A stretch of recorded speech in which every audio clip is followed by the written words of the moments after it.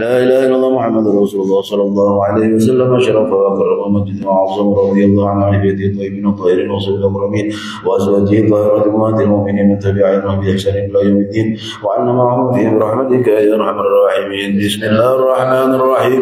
قل هو الله أحد الله الصمد لم يولد ولم يكن له كفوا أحد. بسم الله الرحمن الرحيم. قل هو الله أحد الله الصمد لم يلد ولم يولد ولم يكن له كفوا أحد. بسم الله الرحمن الرحيم. قل هو الله أحد الله الصمد لم يلد ولم يولد ولم يكن له كفوا أحد.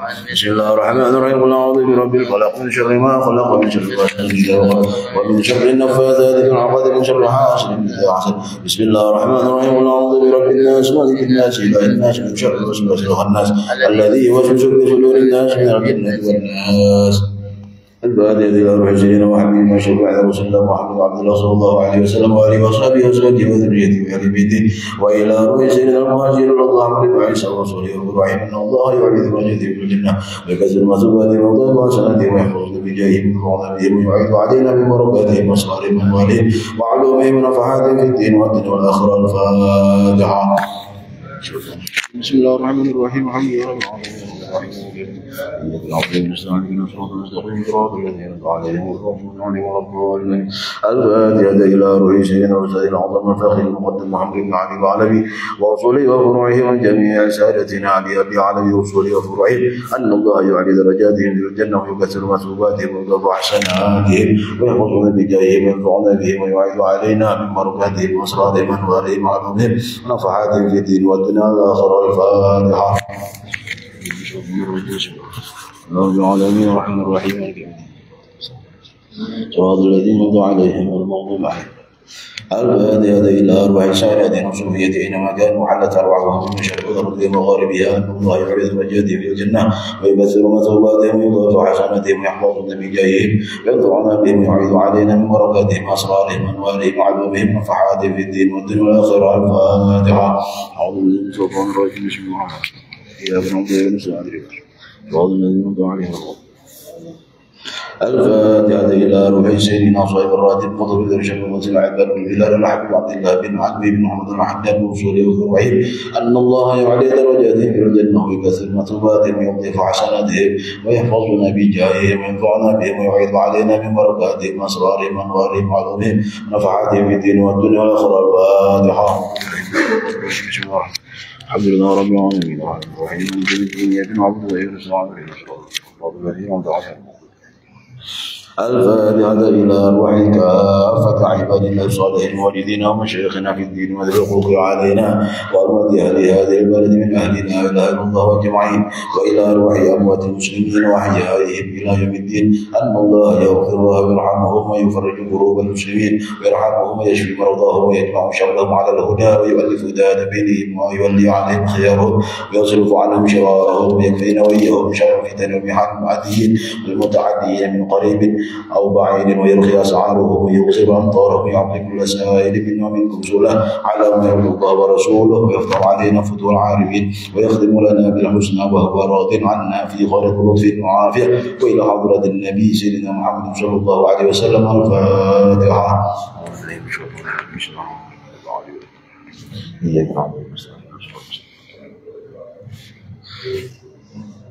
اللهم إنا نسألك رضاك والجنة ونعوذ بك من سخطك والنار. اللهم إنا نسألك رضاك والجنة ونعوذ بك من سخطك والنار. اللهم إنا نسألك رضاك والجنة ونعوذ بك من سخطك والنار. يا عالم السر منا لا تهلك الستر عنا وعافنا واعف عنا وكلنا حيث كنا. يا عالم السر منا لا تهلك الستر عنا وعافنا واعف عنا وكلنا حيث كنا. يا عالم السر منا لا تهلك الستر عنا وعافنا واعف عنا وكلنا حيث كنا. جزا الله عنا سيدنا محمد صلى الله عليه وسلم خيرا.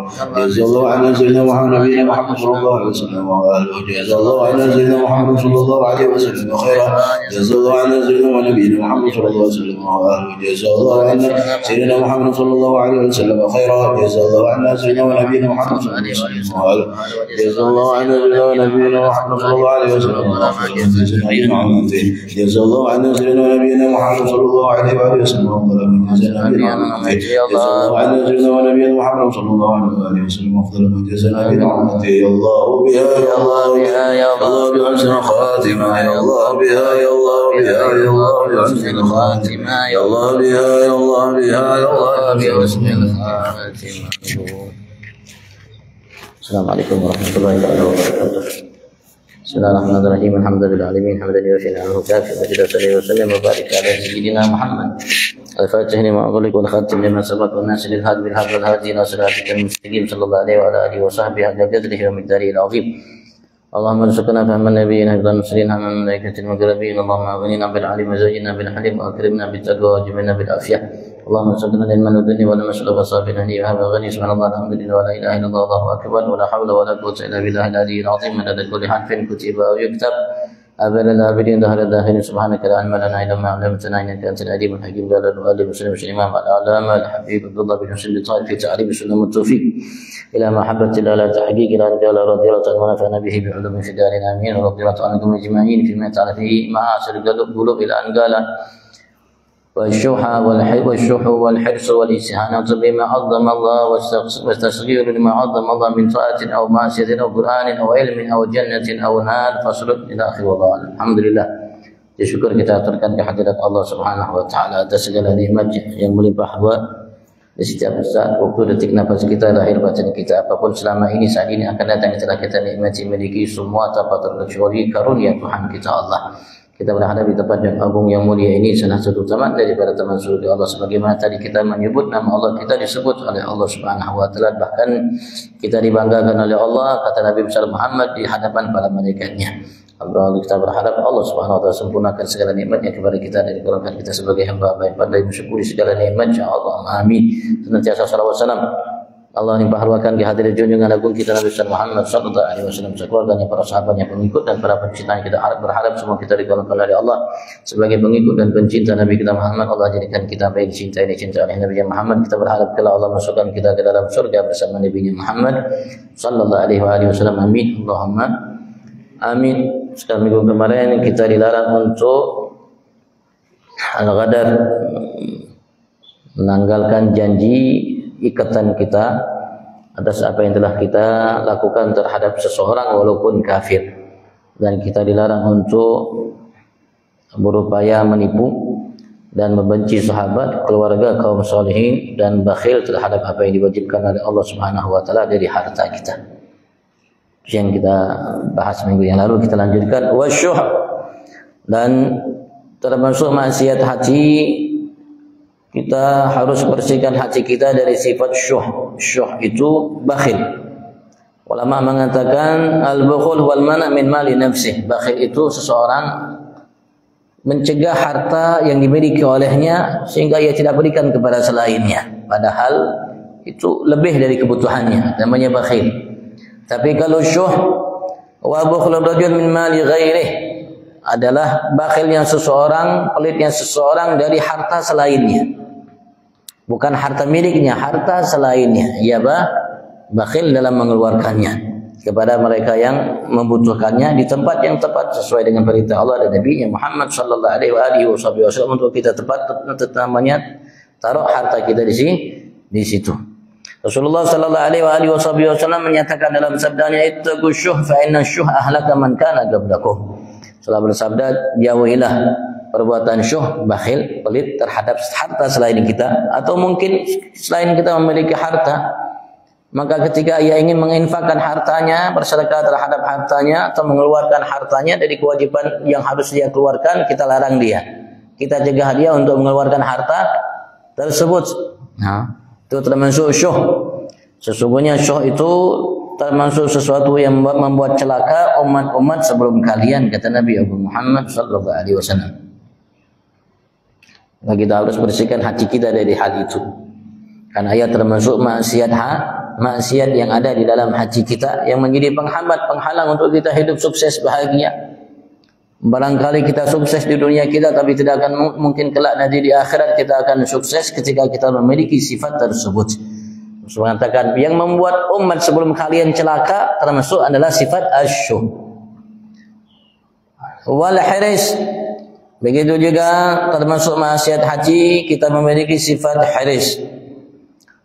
Mengatakan talabus syai' bi ijtihadin fi isabatih, kita mencari sesuatu, menginginkan sesuatu dengan berupaya keras untuk mendapatkannya, yaitu rakus dan tamak. Kita ingin mendapatkan harta dengan cara yang kita inginkan yang baik, tapi setelah kita mendapatkan harta kita juga ingin mendapatkan harta selain kita, namanya rakus dan tamak. Nah, itu juga termasuk sifat hati, karena sifat rakus tamak itu sifat yang mulanya dari hati yang muncul, namanya kelihatan dari perbuatan seseorang. Maka kita harus berupaya untuk menghilangkan hati kita dari sifat rakus dan tamak. Harusnya kita memiliki sifat ganah, merasa cukup atas apa yang diberikan oleh Allah Subhanahu wa ta'ala. Tidak perlu kita menoleh apa yang ada di tangan selain kita. Kalau kita menginginkan harta lebih, minta sama Allah Subhanahu wa ta'ala dan berupaya. Berusaha biar kita jadi orang yang terhormat, jangan kita menjadi orang yang hina. Di mata manusia lebih lagi di mata Allah Subhanahu wa ta'ala. Dan Rasul sallallahu alaihi wasallam mengarahkan kita untuk menjadi orang yang kaya, bukan karena kaya itu karena sebab banyak harta. Karena banyak orang yang banyak hartanya tapi tidak merasa kaya dirinya, masih merasa kurang. Rasulullah mengatakan warda bima qasamallahu lak takun aghnan nas, ridailah dengan apa yang telah Allah berikan kepada engkau dari harta dan mungkin kedudukan. Ridai takun aghnan nas, keridhaan itu menyebabkan engkau menjadi manusia yang paling kaya. Yang paling kaya, banyak hartanya, yang paling tinggi kedudukannya di sisi Allah Subhanahu wa ta'ala. Walaupun kita di sisi manusia dianggap mungkin A, B, C, tapi di sisi Allah kita termasuk manusia yang paling kaya, hamba yang paling kaya. Karena kita merasa cukup dengan apa yang kita miliki. Karena orang kaya itu orang yang cukup, tidak membutuhkan selainnya, itu namanya kaya. Tapi kalau masih membutuhkan tambahan dari harta yang dimiliki olehnya, jabatan yang dimiliki olehnya, berarti ini orang fakir, belum kaya. Tapi seseorang ketika ia merasa namanya cukup atas apa yang dimiliki olehnya, walaupun dia hanya sekedar ala kadarnya, maka dia orang yang paling kaya. Kenapa? Karena kaya itu sekali lagi tidak membutuhkan selainnya. Ia merasa cukup atas apa yang dimiliki olehnya. Tapi mereka mengatakan al-qana kanzun la yafna, karena merasa cukup atas apa yang kita dapatkan dari Tuhan kita Allah yang kita miliki adalah simpanan gudang besar anugerah yang tidak akan pernah habis. Kalau harta sebanyak apapun bisa habis, pangkat jabatan setinggi apapun bisa sirna hilang dari kita. Tapi kalau kita merasa cukup tidak akan pernah habis itu. Dan itulah hakikatnya kaya. Wal istihana bima Allah, dan termasuk maksiat hati merendahkan dengan apa-apa yang diagungkan oleh Allah. Begitu juga tasghir, menganggap kecil, remeh, dina atas semua yang diagungkan oleh Allah Subhanahu wa ta'ala. Allah Subhanahu wa ta'ala minta kita di antaranya untuk mengagungkan ketaatan. Ya, Allah Subhanahu wa ta'ala minta untuk kita lakukan, dan minta juga di samping kita melakukannya, kita mengagungkannya. Karena tidak akan mungkin kita akan mampu melakukannya dengan sempurna kalau kita tidak mengagungkannya. Apapun bentuk ketaatan seperti salat, kita harus agungkan karena ia merupakan sesuatu ketaatan yang diperintahkan oleh Allah. Bahkan Allah Subhanahu wa ta'ala menjadikan ia bagian daripada rukun Islam, maka ia merupakan tiang agama. Begitu juga masjid, tempat yang diagungkan oleh Allah Subhanahu wa ta'ala, sehingga Allah yang menamakan ia, menisbatkan ia kepada Allah, rumah Allah. Kita diminta diagungkan, kita minta oleh Allah untuk mengagungkannya. Maka ketika kita menganggapnya namanya hina, sepele, ringan, tidak ada apa-apanya, kita kucilkan, apalagi maka ia termasuk maksiat hati. Begitu juga maksiat, perbuatan maksiat. Kita harus agungkan. Artinya kita harus jauhi perbuatan maksiat sekecil apapun, utama maksiat kita anggap itu besar. Karena perbuatan maksiat sekecil apapun yang menyebabkan murka Allah Subhanahu wa ta'ala. Dan murka Allah adalah sesuatu yang paling besar yang harus dihindari oleh seseorang hamba lebih daripada perbuatan dosa itu sendiri. Karena murka Allah yang maha agung. Jadi walaupun kecil atas perbuatan yang kita lakukan, kalau di dalamnya ada murka Allah berarti dia besar, maka kita harus agungkan dalam hati kita sehingga kita meninggalkannya sejauh-jauhnya. Al-Quran atau Quran, Allah Subhanahu wa taala perintahkan kita untuk mengagungkan Quran. Maka kita harus agungkan Quran atas perintah Allah Subhanahu wa taala. Al-Qur'annya, ayat-ayatnya, kalimat-kalimatnya dan huruf-hurufnya.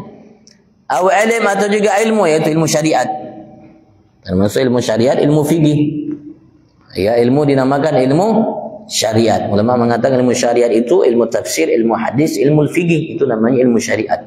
Dan fikih namanya diambil oleh ulama dari Al-Qur'an dan hadis. Fikih itu dalilnya Al-Quran, dalilnya hadis, dan ia merupakan sari daripada hukum yang ada dalam Al-Quran dan hadis Nabi besar Muhammad sallallahu alaihi wasallam. Maka dia perlu juga harus diagungkan, dibesarkan, dianggap besar, anggap agung. Tidak boleh kita sepelekan, tidak boleh kita hina, tidak boleh kita rendahkan. Karena ia maksiat hati. Dan bukan hanya sekedar juga maksiat hati, bisa juga hal-hal yang menyebabkan maksiat hati ini menjadi seseorang murtad kalau ia lakukan. Membuat dia murtad secara keyakinan. Aw jannatin atau surga Allah Subhanahu wa taala. Surga adalah tempat yang diagungkan oleh Allah Subhanahu wa taala, sehingga Allah janjikan bagi setiap hamba yang beriman dan beramal saleh untuk menempati tempat tersebut. Diagungkan oleh Allah Subhanahu wa taala. Sakingnya Nabi besar Muhammad sallallahu alaihi wasallam berupaya untuk memberikan motivasi masukan agar kita mengagungkannya, tidak menganggap kecil ia sederhana sepele. Rasulullah mengatakan apa yang disiapkan oleh Allah Subhanahu wa taala dalam surga itu mala ainun ra'at wala udhunun sami'at wala khatara ala qalbi bashar. Tempat dengan begitu keindahan yang ada, kenikmatan yang ada belum pernah terlihat oleh mata, belum pernah terdengar oleh telinga, bahkan belum pernah terlintas di dalam hati manusia siapapun ia. Surga dengan kenikmatan yang disiapkan oleh Allah Subhanahu wa taala bagi penghuninya. So mengatakan seperti itu, wala khatar ala qalbi bashar, bahkan tidak terlintas dalam benak hati manusia siapapun ia tentang tempat dan kenikmatan yang Allah siapkan tersebut. Berarti Allah agungkan, Rasulullah agungkan. Kalau kita kecilkan surga, menganggap kecil, menghina, meremehnya, itu termasuk maksiat hati, bahkan merendahkan semua yang diagungkan oleh Allah, meremehkannya, menganggap kecil ia, termasuk bukan hanya sekedar maksiat hati, yang melakukannya termasuk namanya orang yang melakukan kemurtadan terhadap dirinya. Sudah bahas kita masalah murtad. Di awal-awal kita bahas masalah perbuatan yang membuat seseorang murtad. Ucapan yang membuat seorang murtad, keyakinan yang membuat seorang murtad. Sudah dibahas, termasuk merendahkan apa yang diagungkan oleh Allah Subhanahu wa taala. Au narin atau neraka. Neraka juga tempat yang dibesarkan oleh Allah Subhanahu wa taala, disebutkan oleh Allah Subhanahu wa taala. Dan diingatkan oleh Allah Subhanahu wa taala terhadap setiap kita, dan ia menjadi tempat yang diancam oleh Allah Subhanahu wa taala bagi setiap kita, yaitu Allah Subhanahu wa taala besarkan ini masalah tempat ini. Tapi kalau seseorang mengucilkannya, samping ia maksiat hati, ia juga bisa membuat seseorang murtad, keluar dari agama Allah Subhanahu wa taala. Makanya Allah Subhanahu mengatakan kepada kita, wa may yu'azzim sya'airallah fa innaha min taqwal qulub. Dan siapapun, kata Allah Subhanahu wa taala, dari hamba-hambaku yang mengagungkan syiar-syiar Allah. Syiar-syiar itu tempat-tempat atau waktu-waktu yang diagungkan, dimuliakan oleh Allah Subhanahu wa taala. Allah minta waktu itu, tempat itu kita agungkan. Ketika Allah mengatakan barang siapa mengagungkannya, maka ia termasuk yang mengagungkan itu, termasuk hamba-hamba yang tersimpan dalam hatinya ketakwaan kepada Allah Subhanahu wa taala. Kalau ini namanya tempat diagungkan oleh kita, diminta oleh Allah untuk mengagungkannya, begitu juga Manusia yang merupakan ciptaan Allah Subhanahu wa taala yang terbaik. Laqad khalaqnal insana fi ahsani taqwim. Laqad karramna bani Adam. Ya malaikati inni ja'ilun fil ardi khalifah. Allah agungkan kita manusia. Sehingga kita manusia makhluk yang termulia dari sekian makhluk yang pernah diciptakan oleh Allah Subhanahu wa taala. Allah ciptakan arus, makhluk yang agung yang besar itu. Allah ciptakan kursi. Allah ciptakan langit, bumi, malaikat dan lain sebagainya. Tapi yang dipilih oleh Allah Subhanahu wa taala untuk menjadi makhluk terbaik manusia. Manusia. Kalau kita perlu agungkan aras, kursinya Allah Subhanahu wa taala karena Allah agungkan. Wa rabbul arsyil azim wa rabbul arsyil karim, kata Allah Subhanahu wa taala. Dan kita diminta oleh Allah untuk mengagungkan masjid. Masjid itu batu bata yang ditumpuk, ditaruh semen, dicari kayu, dibikin namanya pintu, dibikin kusen, jendela dan sebagainya, taruh asir. Allah minta tempat ini diagungkan oleh Allah Subhanahu wa taala. Bagaimana manusia yang dimuliakan oleh Allah? Tidak harus kita agung, harus kita agungkan, wajib kita agungkan. Para nabi, para rasul, para awliya, salihin, kita harus agungkan. Dan Allah menyatakan dalam firman-Nya, "Wa man yu'azzim hurumatillah fahuwa khairul lahu 'inda rabbih." Ketika Allah minta kita untuk mengagungkan apa-apa yang menjadi panji atau tempat atau waktu yang mengingatkan kita akan kemuliaan Allah Subhanahu wa taala, Allah minta kita untuk mengagungkan tempat itu. Kita diminta oleh Allah untuk mengagungkan masjid ini. Yang saya tadi bilang dibikin dari tumpukan batu bata, ditaruh semen dan lain sebagainya sehingga jadi dinamakan masjid, menjadi mulia tempat ibadat kepada Allah. Kita minta secara syariat untuk mengagungkannya, dan yang mengagungkannya menunjukkan ketakwaan yang tersimpan dalam benak hatinya, dirinya, bagaimana manusia yang diagungkan oleh Allah, yang Allah jadikan makhluk terbaik. Dan Allah mengatakan, "Walaqad karramna bani Adam." Sungguh kami telah muliakan bani Adam. Yang Allah jadi pilih mereka untuk menjadi rasul, para utusan Allah Subhanahu wa taala, pewaris para nabi dan rasul, hamba-hamba Allah yang saleh, yang Allah banyak singgung mereka dalam Al-Qur'an. Apalagi Allah menyatakan, "Wa man yu'azzim hurumatillah fahuwa khairul lahu 'inda rabbih." Siapapun yang mengagungkan hurumatillah, manusia-manusia, hamba-hamba yang dihormati, dimuliakan oleh Allah Subhanahu wa taala. Siapa mereka? Nabiyyin, wasiddiqin, wasyuhada'i, wassalihin.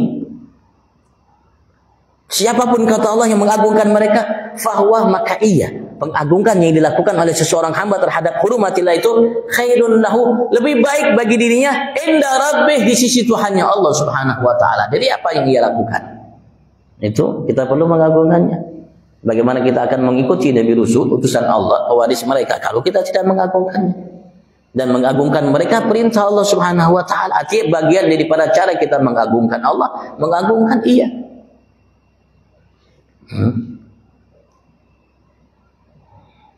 Kalau mengucilkannya, merendahkannya, meremehkannya, itu termasuk maksiat hati. Bahkan sekali lagi, ia termasuk membuat seseorang hamba di antara kita murtad, keluar dari agama Allah Subhanahu wa ta'ala.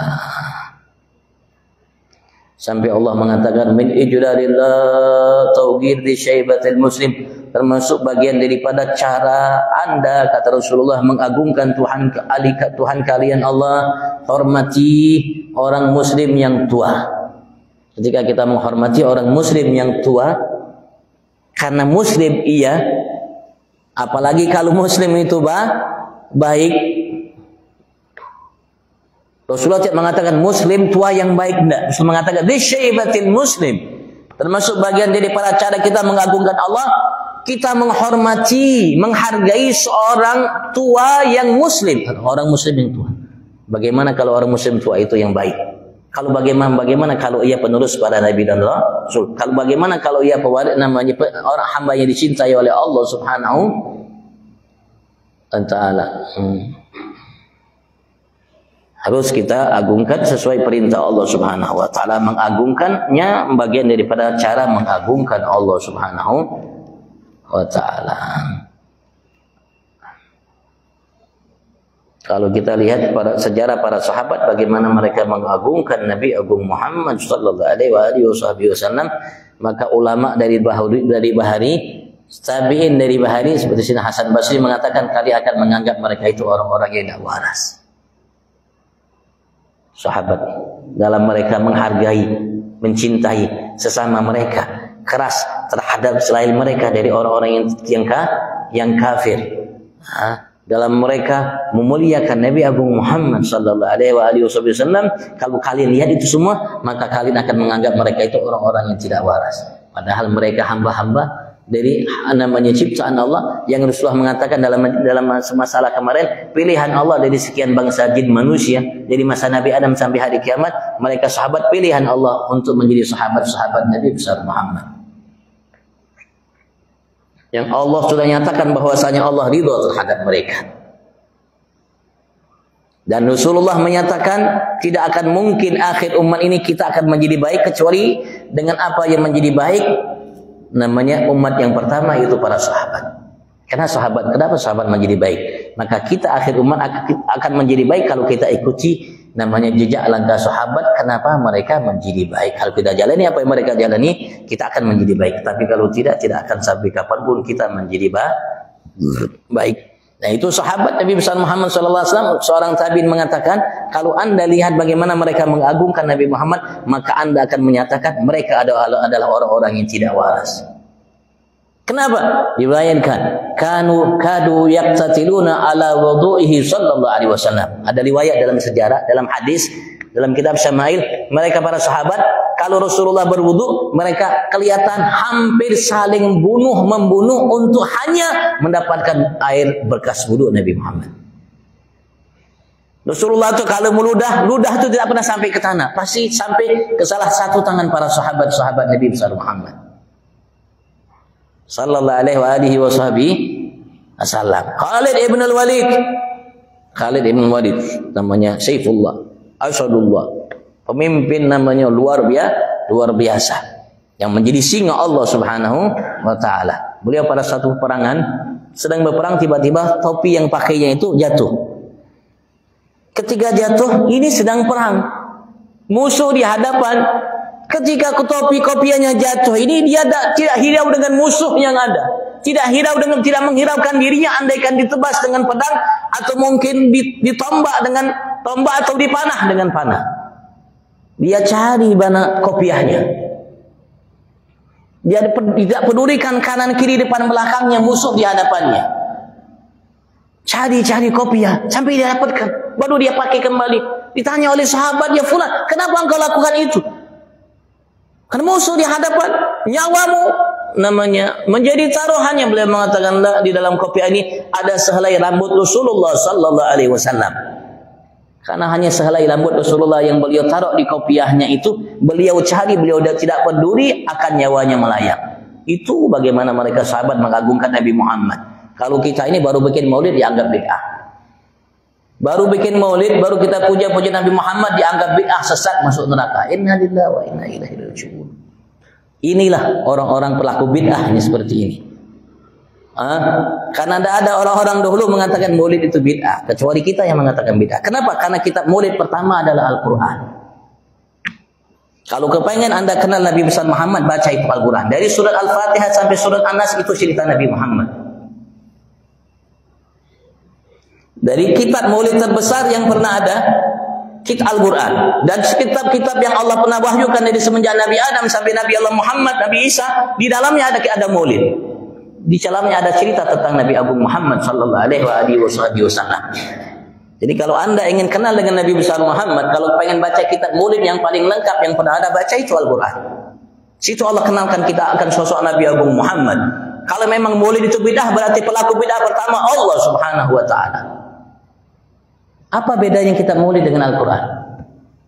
Bukankah Allah mengatakan kullan naqussu 'alaika, semua yang telah kami kisahkan terhadap engkau ya Muhammad, min amba'ir rusul, jadi cerita-cerita para rasul sebelum anda.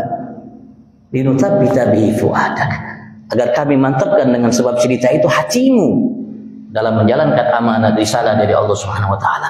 Maulid itu apa? Cerita Nabi Muhammad. Kalau cerita Nabi Rasul menjadi penyebab namanya mantap hati Nabi besar Muhammad dalam menjalankan perintah Allah di salah Allah, bagaimana cerita pemimpin para Nabi dan Rasul? Di otak siapa yang mengatakan Maulid itu bid'ah? Musuh Allah, Yahudi, Nasrani dan lainnya. Itu musuh-musuh Allah yang mengatakan. Kenapa? Agar kita dijauhkan dengan Nabi besar Muhammad. Kalau kita umat sudah jauh dengan Nabi Muhammad, dengan sendirinya kita akan hancur. Kenapa? Karena keimanan yang kita miliki tergantung cinta kita terhadap Nabi Muhammad. Ukurannya di mata Allah. Rasulullah pernah mengatakan dalam sabdanya, lan yu'mina ahadukum hatta akuna habba ilaihi min walidihi wa waladihi wan nasi ajmain. Tidak akan menjadi sempurna iman seorang di antara kalian apapun yang ia lakukan. Jangankan hanya dahinya yang hitam, sekujur tubuhnya hitam, kalau ia habiskan untuk ibadat kepada Allah, tidak menjadi sempurna imannya. Sampai kapan? Sampai ia mencintaiku melebihi cintanya kepada orang tuanya, anaknya, manusia semua yang ada, termasuk dirinya. Kalau kita baca hadis-hadis Nabi besar Muhammad SAW, kita akan mengerti, tahu, paham. Tapi kalau tidak baca hadis, wallahu a'lam. Kalau kita tidak baca Al-Quran, hanya sekedar baca, tidak paham, wallahu a'lam. Tapi kalau kita baca Al-Quran, tapi hati kita gelap, seperti orang yang namanya kegelap tidak melihat, padahal Al-Quran semua cerita tentang Nabi Agung Muhammad sallallahu alaihi wasallam. Jadi kapan Maulid itu jadi bid'ah? Kalau kita baca sejarah Nabi besar Muhammad, itu orang-orang penduduk kota Madinah sebelum datang Nabi Muhammad, yang mereka bicarakan siang, malam, pagi, sore hanya Nabi Muhammad. Itu para sahabat-sahabat Nabi besar Muhammad yang mereka selalu ingat dalam setiap saat mereka Nabi besar Muhammad sallallahu alaihi wasallam. Kalau kita baca, tapi kalau kita tidak baca, wallahu a'lam. Kita baca tapi paham, tapi kalau baca tidak paham, wallahu a'lam. Ini perlu kita baca sejarah Nabi besar Muhammad. Sekali lagi, kitab apa yang komplit dalam untuk kita membaca sejarah Nabi Muhammad itu baca Al-Quran. Dari surat pertama Al-Fatihah, dari kalimat Bismillahirrahmanirrahim, Allah singgung Nabi Agung Muhammad, cuman kita tidak paham. Alhamdulillahirabbil alamin, Allah singgung Nabi besar Muhammad, cuma kita tidak paham. Ar-Rahmanir-Rahim, Allah singgung Nabi Muhammad, cuma kita tidak paham. Maliki Yaumiddin, Allah singgung Nabi Muhammad, cuma kita tidak paham. Tidak paham sampai waladhdallin, kita tidak paham. Tidak paham. Bukan tidak bisa baca, bisa baca. Bukan tidak hafal, tapi tidak paham. Karena kita tidak paham ya seperti ini. Dan kita tidak mau bertanya kepada yang paham mengerti. Ya jadinya seperti yang sunnah dianggap bid'ah, yang bid'ah dianggap sunnah. Dan sayangnya lagi, ulama-ulama kita tidak pernah mereka menyatakan semua bid'ah itu sesat dan sesat itu masuk neraka. Tidak. Mereka tidak mengatakan seperti itu. Rasulullah pun tidak mengatakan seperti itu. Kita yang paham, sebagian di antara kita, sebagian kecil di antara kita, karena tidak mau belajar dengan orang yang tepat, yang mengerti, yang paham, jadi ia memahami seperti itu. Padahal Rasulullah tidak mengatakan seperti itu. Pahala Rasulullah tidak mengatakan seperti itu. Yang mengatakan seperti itu apa? Ya mereka sebagian daripada saudara kita yang tidak mengerti dan paham, tapi kayak dia mengerti dan paham. Kenapa kayak mengerti dan paham? Karena kalau bicara Al-Quran hadis, padahal tidak paham. Bukti tidak paham ya karena caranya yang diungkapkan olehnya, pendapatnya, yang dipahaminya, yang ia bawa kepada selainnya. Padahal ketika orang yang mengerti, paham, melihat ia bicara seperti itu, orang tahu ini orang bungul, orang bodoh ini. Kenapa? Karena Rasulullah tidak pernah mengatakan seperti itu. Yang mengatakan seperti itu dia, yang dipahaminya olehnya. Dia mengungkapkan apa yang dia pahami, padahal dia tidak paham. Kenapa? Karena Rasulullah tidak menginginkan seperti yang ia inginkan. Kenapa? Karena agama ini agama bukan untuk orang Bani. Bukan hanya untuk sahabat. Ini agama Rasulullah berpesan kepada kita untuk kita pegang sampai akhir zaman. Kalau kita berpegang, lan tadillu ba'di abadan, kata Rasulullah mengatakan tidak akan mungkin kalian sesat. Tidak mungkin kalian keliru, tidak mungkin kalian salah, tidak mungkin kalian salah langkah. Kalau kalian berpegang teguh dengan Al-Quran dan Sunnah Nabi Agung Muhammad sallallahu alaihi wasallam, sehingga pikiran kita dibikin sempit. Kalau tidak ada sesuatu di masa Rasulullah, bid'ah. Soal bid'ah, sesat. Sesat pasti neraka. Inna lillahi wa inna ilaihi. Berarti banyak kesesatan yang kita lakukan. Sekolah-sekolah yang ada tuh dari TPA, TPK, SD, namanya TK, SD, SMP, sampai ada universitas, ada S1, S2, semua itu sesat. Kenapa? Adakah di masa Rasulullah semua itu? Tidak ada. Al-Quran yang kita miliki 30 juz dengan berbagai macam qiraat yang ada, qiraat Nafi', qiraat Ahmad, qiraat Galun dan lain sebagainya, adakah di masa Rasulullah? Tidak ada. Jadi sesat. Begitu. Semua yang tidak ada masa Rasulullah sesat. Seperti itu. Yang mengatakan seperti itu kan Anda, bukan Allah, bukan Nabi Muhammad, bukan ulama-ulama yang paham yang mengerti. Anda yang mengatakan seperti ini. Kenapa? Karena Anda tidak paham. Karena Anda tidak jeli. Karena Anda tidak mau belajar dengan orang yang tepat. Dengan orang yang tepat, yang betul-betul alim, ar-rasikhuna fil ilm, kata Allah Subhanahu wa taala. Orang-orang yang mantap dalam ilmu pengetahuan agamanya, yang mengerti seluk-beluk Al-Qur'an dan hadis Nabi Agung Muhammad sallallahu alaihi wasallam, bukan yang pintar ceramah.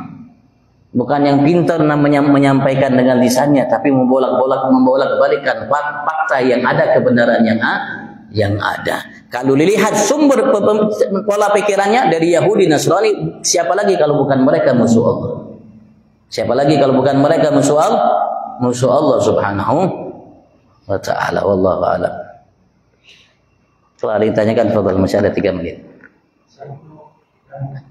Waktu Rasulullah kepada masyarakat mengatakan kita ini yang dipertanyakan oleh para sahabat, karena kita dimuliakan begitu, yang kita yang tidak sejam, kira-kira hikmahnya apa?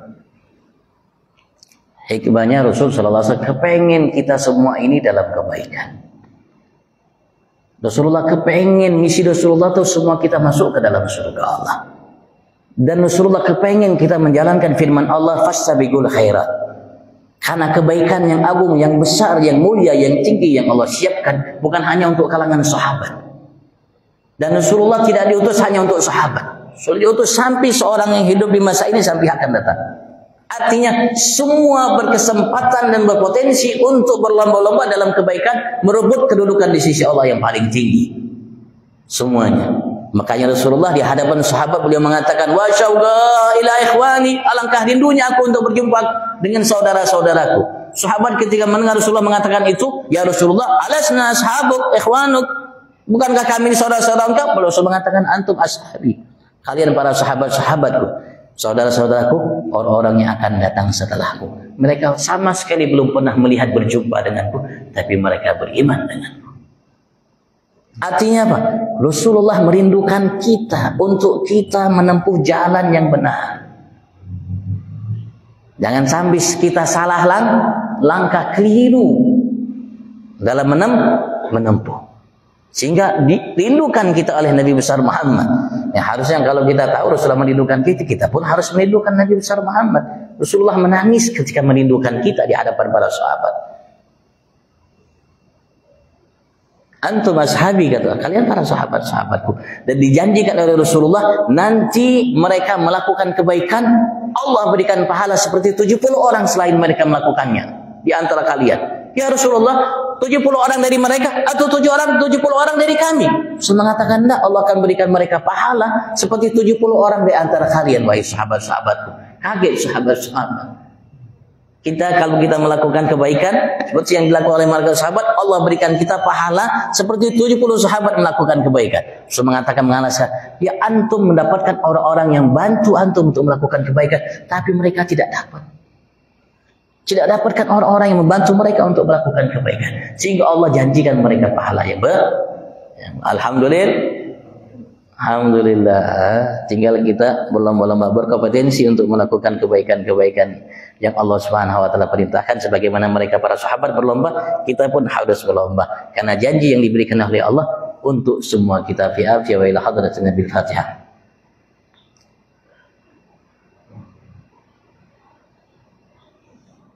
Assalamualaikum warahmatullahi wabarakatuh.